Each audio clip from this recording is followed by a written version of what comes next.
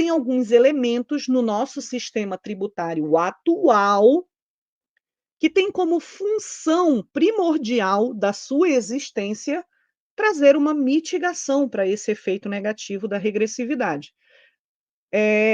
Então, quando você vai lá na Constituição Federal, você vai ver no artigo 153, lá na parte que fala sobre o IPI, que ele deve ser seletivo. Olha, aqui deve ser seletivo.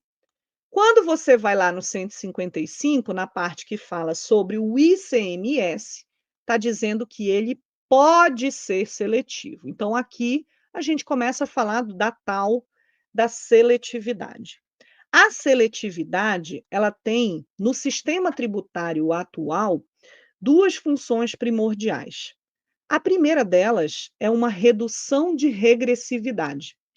Como que se alcança esse efeito? É pela função de reduzir a regressividade que você verifica produtos que são taxados pelo IPI e produtos que não são taxados pelo IPI. Em regra, aqueles produtos básicos, arroz, feijão, sabonete, desodorante, que é o consumo básico de subsistência da população, você não vai ver ali o IPI, ou vai ver o IPI com uma alíquota muito baixa. E para aqueles produtos que eventualmente só o Antônio consumiria, que dificilmente, por exemplo, vamos pegar aqui, dificilmente José compraria um charuto cubano, dificilmente ele compraria um perfume importado, dificilmente José compraria, que mais que a gente tem, um uísque escocês, mas Antônio já teria muito mais facilidade em consumir esse tipo de bem. Então, a seletividade, ela vem e diz assim, ó, já que a tendência é que Antônio consuma mais esse tipo de produto, que a gente chama de supérfluo, vamos taxar com uma taxa mais alta esse tipo de produto, porque teoricamente o José não vai comprar esse tipo de coisa, então eu não vou estar pesando no consumo do José, mas vou estar dando uma equilibrada numa redistribuição de renda, taxando o produto lá que o Antônio consome, né? Então, isso é a seletividade sendo colocada no cenário do nosso dia a dia. E agora você está entendendo o porquê da gradação dessas alíquotas, certo? Mas existe uma outra finalidade também da seletividade, que é desincentivar o consumo de produtos nocivos. Quer ver um exemplo? Cigarro. Por que que a carga tributária do cigarro é tão elevada? Porque o objetivo não é arrecadatório, primordial. O objetivo é fazer com que esse produto fique caro. Para quê? Para não valer a pena a sociedade consumir aquele tipo de produto, porque ele só traz malefícios para o ambiente onde ele está. Bebida alcoólica segue a mesma linha de raciocínio. Eu adoro tomar um negócio de uma Heinekenzinha, a gente fica alegre, mas uma coisa é indiscutível. Álcool é veneno para o corpo humano. Não existe uma dose aceitável ou saudável de ingestão de álcool. É nocivo, isso é indiscutível. Então a carga tributária vem lá e desce-lhe o cacete, que é para ver se a gente para de comprar cerveja, se para, né? O objetivo é desincentivar o consumo desse tipo de produto, beleza? Pessoal, eu não estou enxergando os comentários de vocês. Gostaria, né? Que vida ótima de Antônio. Deixa eu dar uma lidinha aqui, como é que vocês estão? Cheguei tarde, boa noite, Elaine, Walifen, cheguei, seja bem-vindo. Inês, João Normando e Lucas Lima. Lucas Lima está perguntando, não estava acompanhando as lives, elas estão sendo salvas no canal? Lucas, essas aulas são das pílulas tributárias e elas são salvas dentro da nossa plataforma, tá? Para você ter acesso às aulas anteriores, basta se tornar assinante, o QR Code está sempre no canto superior direito da tela e a minha equipe está sempre postando o link aí para vocês, tá? Bom, beleza. Então, agora a gente já entendeu o que é a seletividade, qual é a relação da seletividade com a regressividade do sistema de tributação sobre o consumo, ela vem para tentar mitigar esses efeitos, vem também para tentar desincentivar o consumo de produtos nocivos e ela é feita através de gradação de alíquotas. Isso acontece.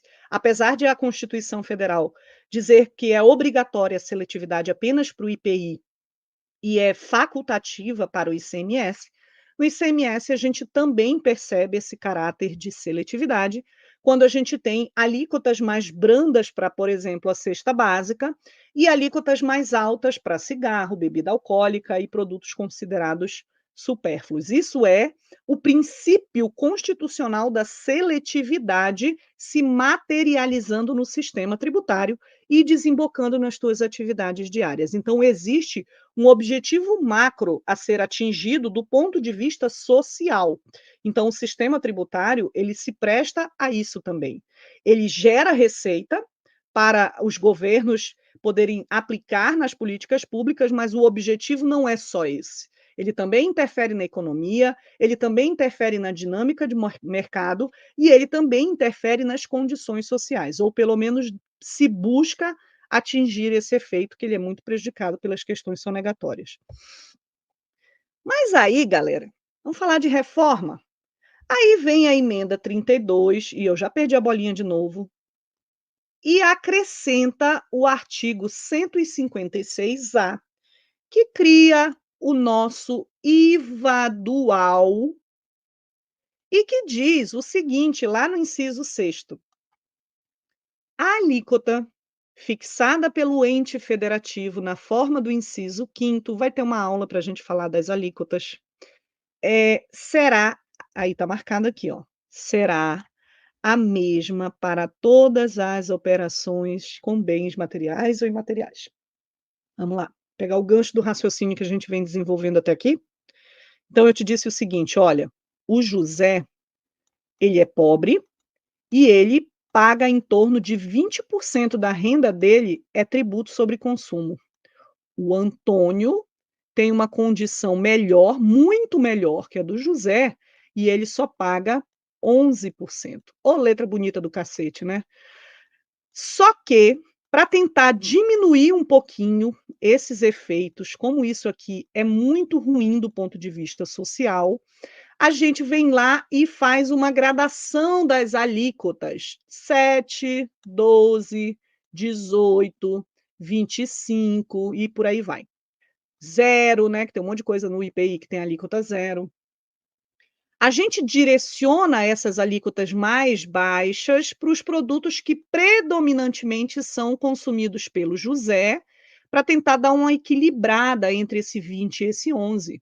E essas alíquotas mais elevadas, a gente predominantemente tributa os produtos consumidos aqui pelo Antônio, para ver se sobe aqui esses 11% do Antônio e para ver se cai aqui esses 20% do José. Então, a gente faz isso através das alíquotas. Mas peraí, no IVA dual, não vai ter isso, porque vai ter uma alíquota só. Ah, Eliane, vai ter 5.000 e pouco alíquotas. Tá, meu filho, vamos lá. Se você vender para Barueri, no estado de São Paulo, não importa se você está vendendo arroz ou se você está vendendo, sei lá, não estou entrando nas exceções, aquelas reduções de 60%, 100%, a gente vai falar disso. A gente está falando da alíquota, tá? Você vende para Barueri, lá é 3, o estado de São Paulo é 15, a CBS é 8, soma essa bagaça toda e não importa o que vai para Barueri, vai ser sempre essa alíquota. O arroz, o perfume importado, o uísque escocês, não importa o que foi para lá, vai ser a mesma alíquota. Aí você olha e diz assim, ferrou. Então pronto, agora danou-se que agora que o José se lasca mesmo, que agora o José vai financiar o sistema de tributação sobre o consumo. O que vai ser do princípio da seletividade? Será que ele morreu? Né? Então, o que a gente vai estudar a partir de agora? Como a reforma tributária resolveu essa questão? Lembra da questão da contextualização? É por isso que eu estou construindo um cenário que te faz enxergar, do ponto de vista de vida real, quais são os objetivos que estão sendo buscados por cada dispositivo. Porque daí quando você for criticar, você vai começar a tua crítica dizendo assim: "Olha, eu até entendo que o objetivo buscado pela norma foi mitigar os efeitos da regressividade no sistema de tributação sobre o consumo, que antes eram alcançados pela seletividade, mas ficou melhor, porque agora você está começando a fundamentar o teu negócio. E agora você tem que rebater o ponto positivo para você poder dizer que é ruim, entende? Seria o fim, então, do princípio da seletividade nesse novo sistema de tributação sobre o consumo? Bom, no sistema atual, nós combatemos a regressividade, né, com a gradação de alíquotas e também com a gradação de alíquotas nós desestimulamos o consumo de produtos nocivos. Com o IVA dual, a gente passa a ter uma alíquota singular, uma só para a bagaça toda, até por isso que a carga tributária dos serviços inevitavelmente precisará subir para a gente encontrar o ponto de equilíbrio. Porém, a regressividade, do ponto de vista social, ainda precisa continuar sendo combatida. Só que a sistemática ela passa a ser um pouco diferente, tá? O primeiro elemento é o cashback, que está previsto lá na Constituição Federal, que significa dizer o seguinte: ok, vamos voltar lá. José paga 20%, Antônio paga 11%. Só que tem o seguinte: aqui, ó, eu costumava dar isenção para o arroz, para o feijão, para a margarina, para não sei o quê, né? Só que quando eu isentava para o José, olha que beleza, eu também isentava para o Antônio. E o objetivo não é reduzir a carga tributária do Antônio. O objetivo é reduzir a carga tributária do José. Então, no novo sistema, foi dito assim, ó, lá no projeto original, porque agora ele está bem desconstruído pelos grupos empresariais que fizeram lobby dentro do Congresso Nacional, né?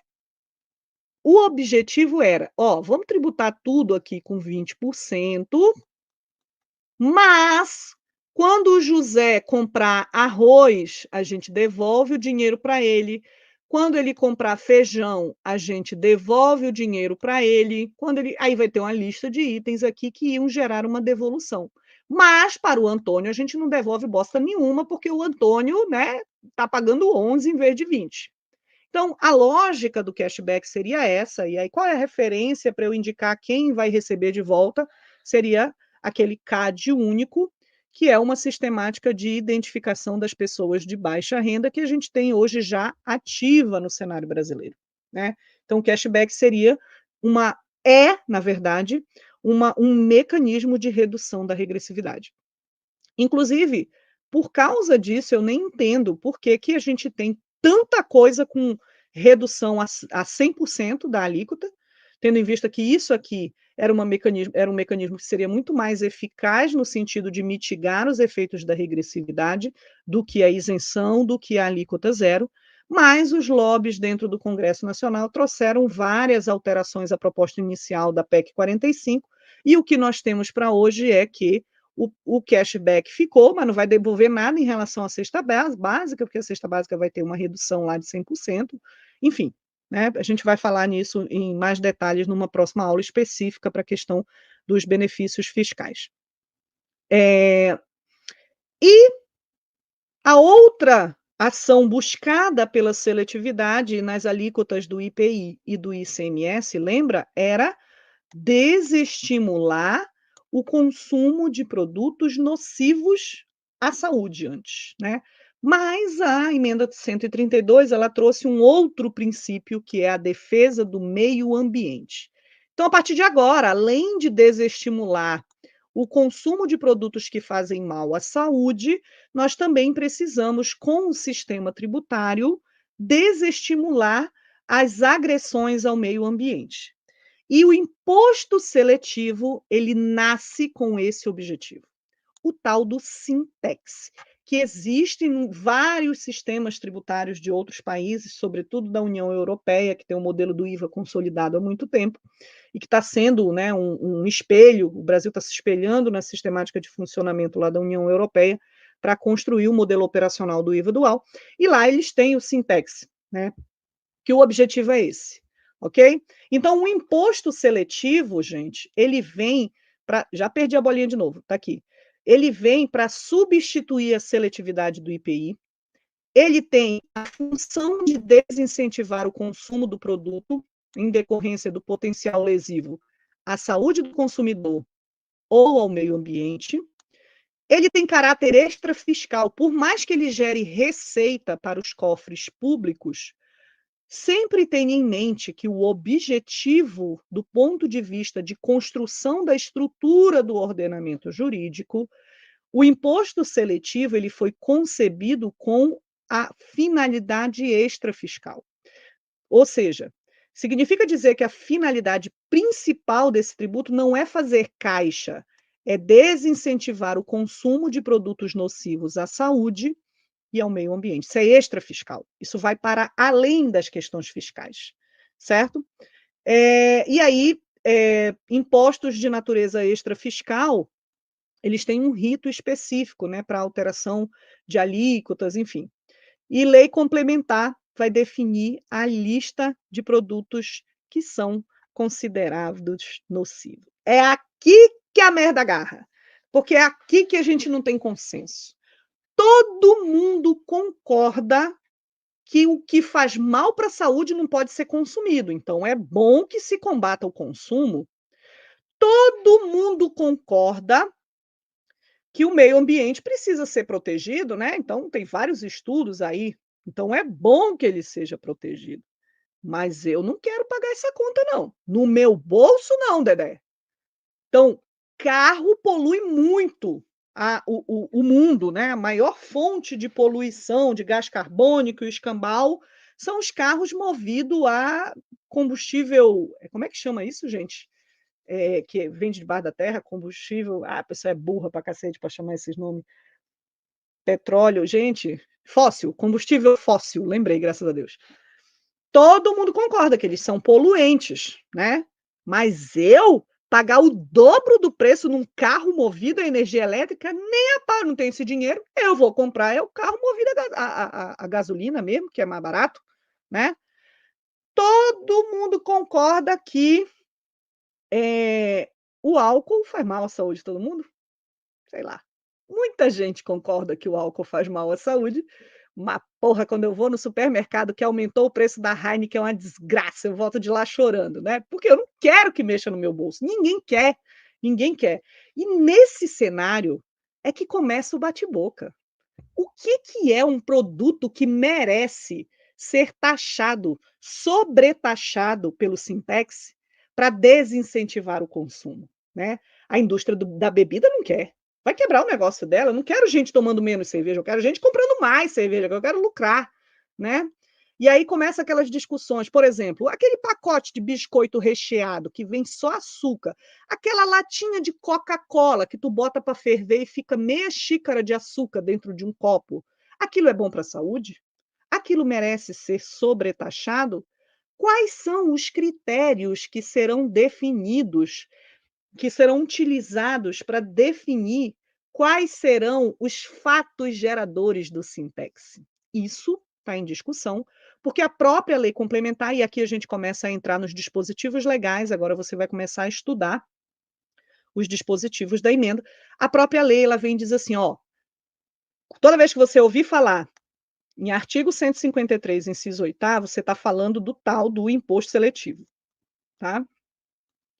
E aí ela diz o seguinte, ó, compete à União instituir imposto sobre produção, extração, comercialização, importação de bens e serviços prejudiciais à saúde ou ao meio ambiente, nos termos de lei complementar. Significa dizer que é uma lei complementar que vai dizer o que é esse tal serviços ou bens prejudiciais à saúde ao meio ambiente. E a merda tá agarrando com o povo discutindo isso. Que aqui, realmente, galera, tem um nível de subjetividade muito elevado. Então, por exemplo, você vai me dizer, ah, a energia da hidrelétrica é melhor do que a energia fóssil? De combustíveis, né? Combustíveis. Tá, mas quando você constrói uma hidrelétrica, você não tem que inundar não sei quantos biomas? Isso não é prejudicar, de alguma maneira, o meio ambiente? Aí você ouve e diz: é, faz sentido. Mas e aí, a gente vai ficar sem energia elétrica? É, faz sentido. A gente vai ouvindo as discussões dos vários lados, e eu, pelo menos, né, eu estou falando por mim. Eu ouço lá de é ruim mesmo esse negócio. Aí eu ouço o outro falar, eu digo, porra, mas não é que tá certo? Eu, Eliane, não consigo me posicionar sobre essa parada. Né? Então, o biscoitinho recheado lá do supermercado, será que ele não merecia ser sobretaxado? Porque, afinal de contas, os índices de diabetes estão elevadíssimos, porque tudo que a gente consome tem açúcar pra cacete. Mas açúcar é gostoso. Aí quando tu vai no supermercado, tu compra o diabo do açúcar. A não ser que ele doa no teu bolso. Aí tu diz, não vou levar não, tá muito caro. Tem esse aqui com um montão de açúcar, tá caro. Tem esse aqui com um tiquinho de açúcar, tá mais barato. Eu vou levar esse aqui, que tá mais barato. A gente funciona assim, não tem jeito. Entendeu? Então, às vezes, quando você enxerga qual é o objetivo extrafiscal que está por trás daquela sistemática, você começa a dizer, dói no meu bolso, mas eu até entendo a razão de por que o negócio tem que ser desse jeito. Porque se não assim, então como? Como que você vai desincentivar o consumo dessas coisas se a gente só faz isso pela dor, meu povo? A natureza do ser humano, a natureza da massa é só fazer isso pela dor. O povo me salvando aqui, a Elaine e o Clevani dizendo, a Clevani dizendo fóssil. Estou estudando aos poucos. Parada só para beber água. Bom, vamos lá. Então, é lei complementar, tá, gente? Hoje a gente não sabe dizer. A gente precisa aguardar. Eu vou mostrar para vocês daqui a pouco que já existe um PLP que já foi protocolado no Congresso Nacional para falar sobre imposto seletivo. Eu vou trazer alguns dispositivos dessa lei complementar que já iniciou tramitação no Congresso Nacional, mas evidentemente só vai ser regra aquilo que foi efetivamente votado e aprovado nas duas casas, tá? No 153, parágrafo 6º, a gente vem com um monte de regras especificamente voltadas para o inciso 8º, ou seja, especificamente voltadas para o imposto seletivo. Primeira delas, o imposto seletivo ele não vai incidir sobre exportações, ele não vai incidir sobre operações com energia elétrica e nem sobre operações com telecomunicações. Aqui já é até para evitar aquele risco que eu falei para vocês. Putz, mas produção de hidrelétrica não inundou o bioma, não é prejudicial? Afasta o risco de tributação pelo Sintex na própria Constituição, porque, afinal de contas, o Brasil, o país inteiro, depende da produção energética para fazer o país rodar. Né? Então, aí tem um sobrepeso aí entre a questão ambiental com a questão econômica. Tá? Incidirá uma única vez. Então, guarda isso. Uma coisa que você já sabe sobre o imposto seletivo é que ele será monofásico. 1000 vezes melhor se eu for comparar com o primo dele, que é o IPI, e que tem sistemática de débito e crédito. Só aqui já facilitou tua vida, porque incidir só uma vez, você não tem a preocupação com a história de débitos e créditos. Você aplica ali, paga e acabou. Ele é monofásico. Isso a gente ainda depende da lei complementar para saber? Não, isso já está certo. Sintex será monofásico. O que mais que a gente tem que a gente já sabe?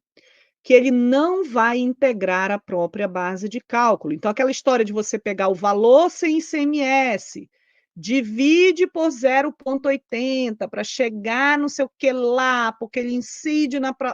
Acabou, não tem isso aqui com Sintex. Quanto que é a alíquota? A alíquota é 20. Beleza, então 100 vezes 20 paga 20. Acabou. Aí você soma os 100, bota na conta do teu cliente os 20 e recebe 120.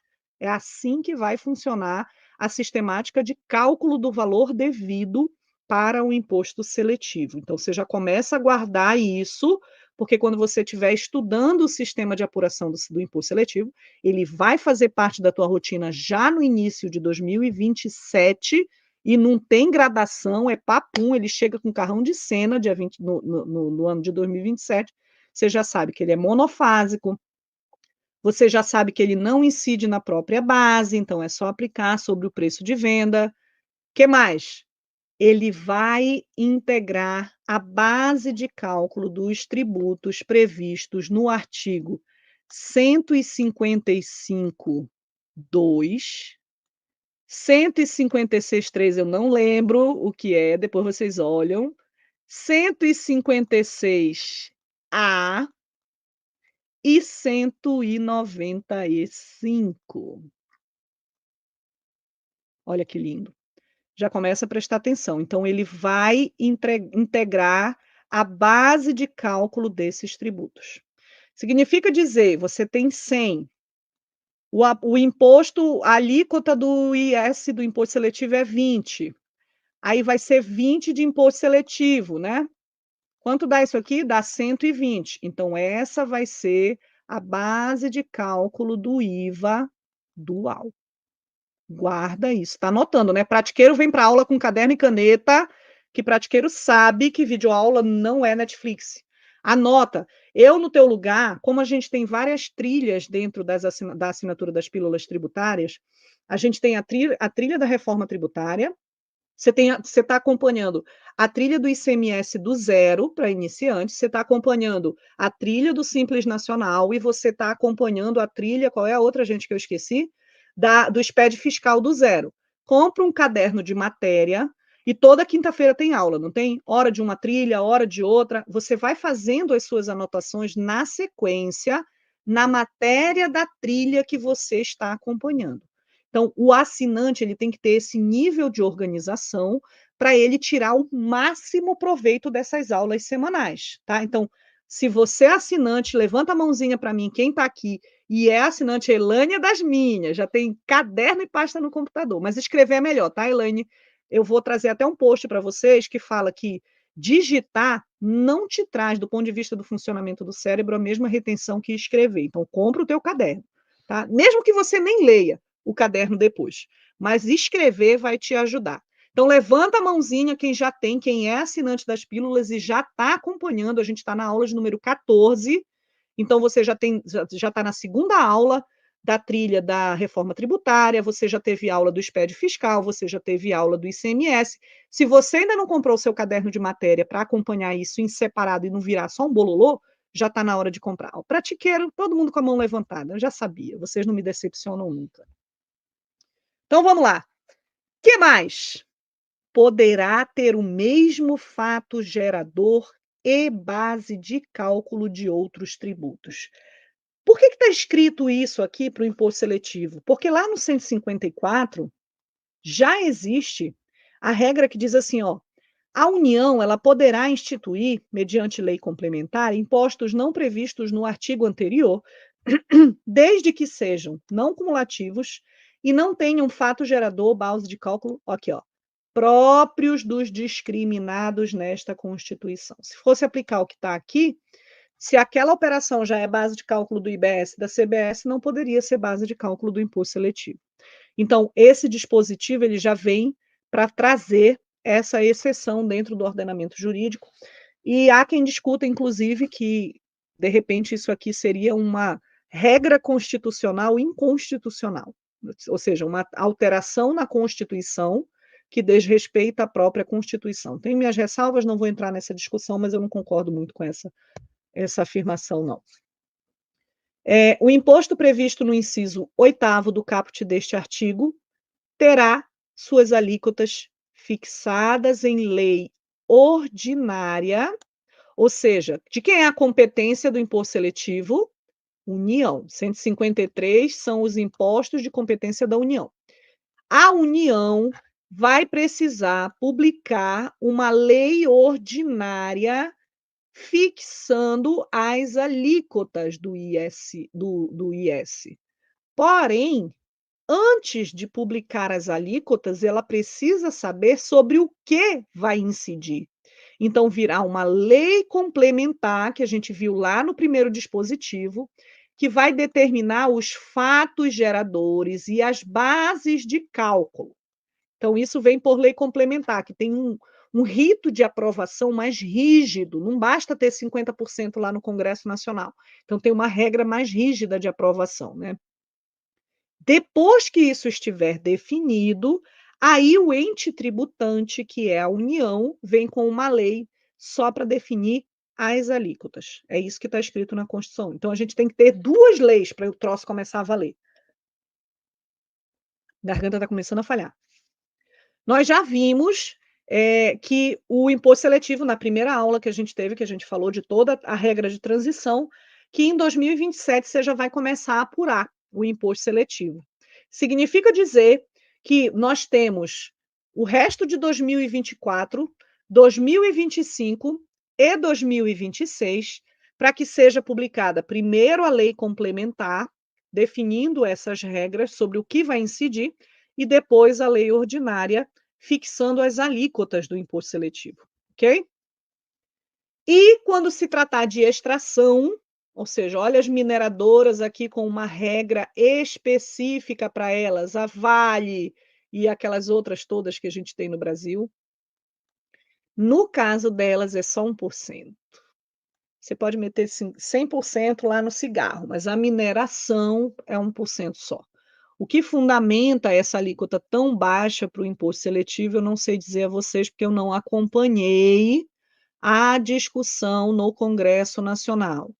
Para eu criticar o 1%, eu precisaria buscar quais foram os argumentos. Geralmente, dentro do projeto de lei tem justificativa, tem um relatório lá dentro. Não li, não vi, certo? Mas certo é que, se você estiver trabalhando com alguma mineradora, o IS para extração, ele vai ser de 1%, tá? No 156A, que fala do IBS, né, onde você vê falar então a gente viu o seguinte, ó, 153, que são os impostos da União, inciso 8º, você já sabe que é imposto seletivo. Onde você vê 156A, saiba que é IBS. Onde você vê 195, saiba que é CBS, ok? Vai decorando aí. Aqui está dizendo que a lei complementar vai instituir, faltou alguma coisa aqui, um dispositivo, não trouxe para cá, faia da Pofechola. No inciso 9 está dizendo, não integrará sua própria base de cálculo, ou seja, o IBS não vai integrar a própria base de cálculo, nem dos tributos previstos no artigo 153.8. Ou seja, a gente viu que o IS, ele integra a base de cálculo do IBS, mas o contrário, não. É isso que está escrito aqui, ok? Aí na transição, ó, está dizendo, a partir de 2027 serão cobrados o IS, o Sintex. O imposto previsto no inciso 153.4, o IPI, não incidirá de forma cumulativa com o imposto previsto no 153.8, o IS. Aí você vai olhar para isso aqui e vai dizer, ué, como assim? O IPI não ia ficar no lugar, o IS, o imposto seletivo, não ia ficar no lugar do IPI? É, ia, mas ele não vai mais morrer. Quem assistiu a aula número 1 dessa trilha viu o que vai acontecer com o IPI, porque a gente não vai entrar nesse mérito aqui. O IPI vai continuar existindo, galera, em algumas hipóteses específicas. E nessas hipóteses específicas, onde estiver incidindo o IPI, não poderá incidir o imposto seletivo. É isso que está dizendo aqui. Não poderá incidir de forma cumulativa. Então, você está apurando lá o tributo do teu cliente, analisou todo o cenário e viu que o teu cliente precisa pagar IPI. É uma indústria que vai continuar pagando o IPI. E aí, esse produto tem uma alíquota prevista para o imposto seletivo.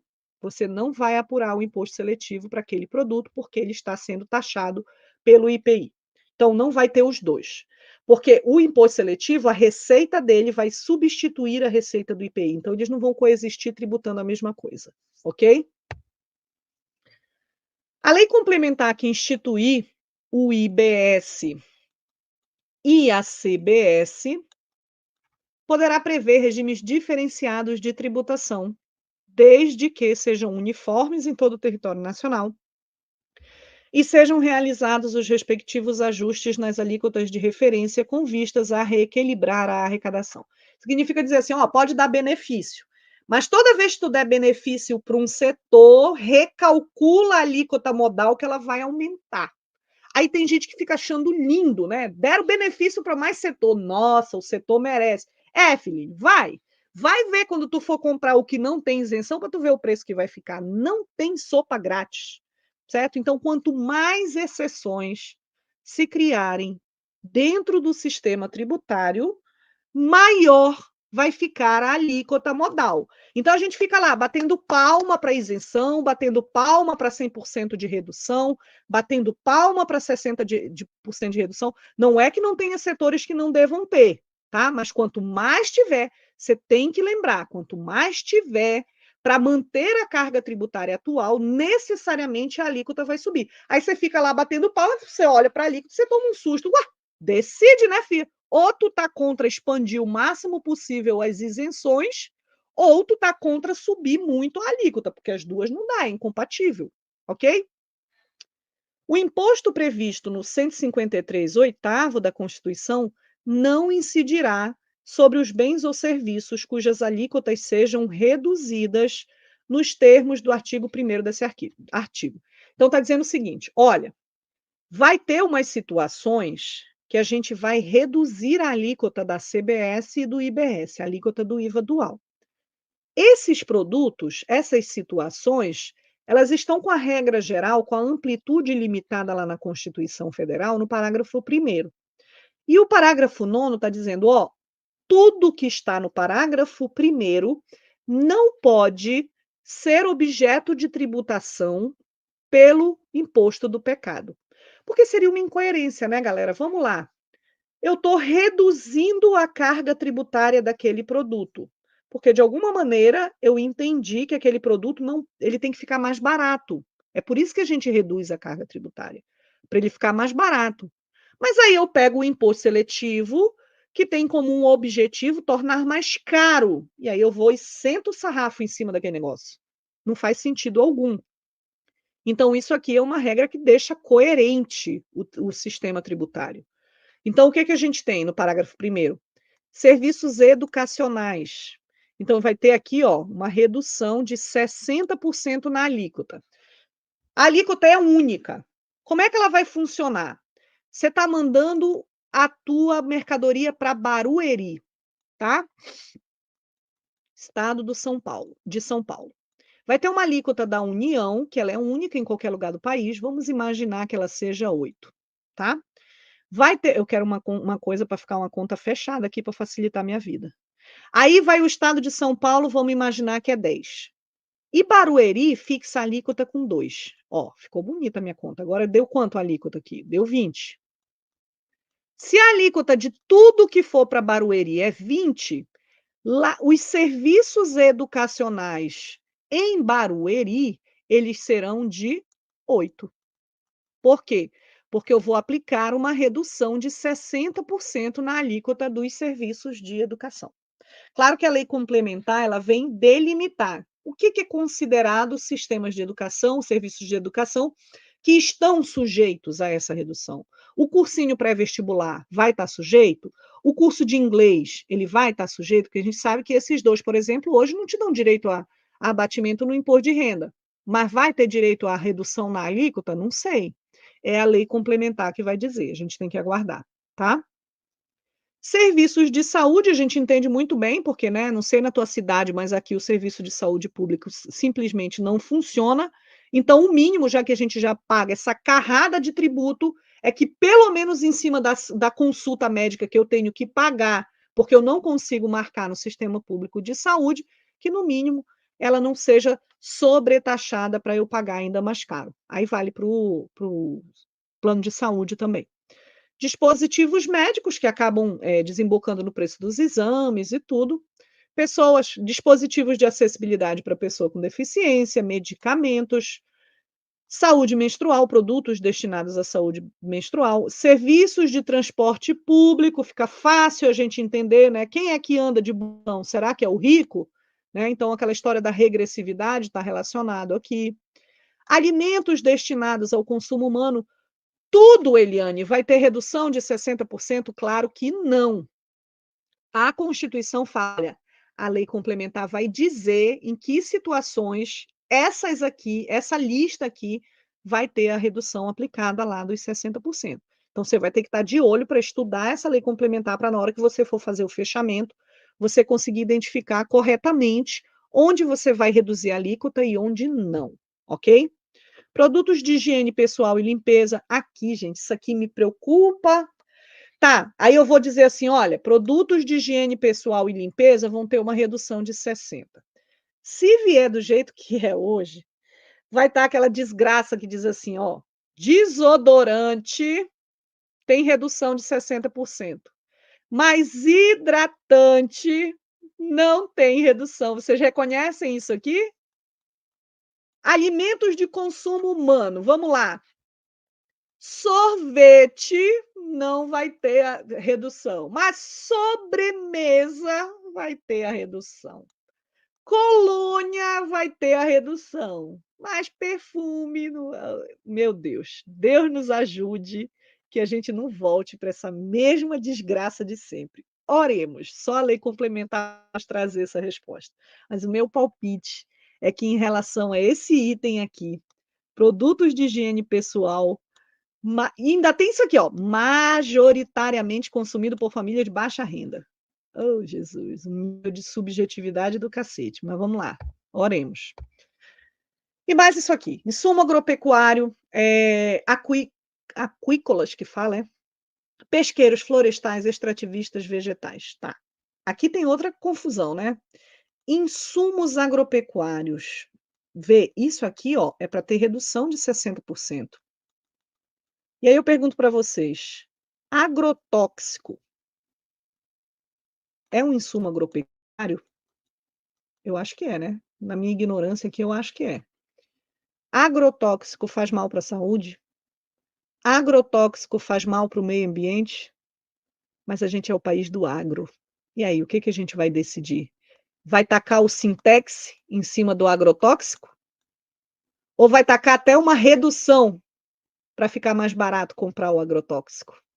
Oremos de novo. Vamos aguardar para ver o que que vai acontecer, né? Se vai pesar aí a saúde realmente ou dinheiro. Não que pesar o dinheiro seja uma coisa necessariamente negativa, porque um país sem dinheiro, todo mundo toma na tarraqueta, né? E a gente vai junto, né? Então não dá para a gente ser 8 ou 80, existe sim um equilíbrio a ser buscado entre esses dois aspectos. De repente, o equilíbrio que vai se encontrar é que não vai dar nem a redução e nem sobretaxar com imposto seletivo, sei lá. As leis complementares nos dirão. Isso aqui eu não entendi, né? Mas vamos lá, vai ter gente que vai querer me crucificar, porque eu estou dizendo que não entendi por que isso aqui vai sofrer redução, mas vai. Bens e serviços relacionados à soberania. Gente, quando eu digo que eu não entendi, é dentro de um contexto de regressividade, é dentro de toda essa contextualização que a gente vem fazendo ao longo da aula. Então, quando a gente analisa o objetivo de sistemática tributária, a gente entende a redução de um alimento, ok? É dentro desse contexto.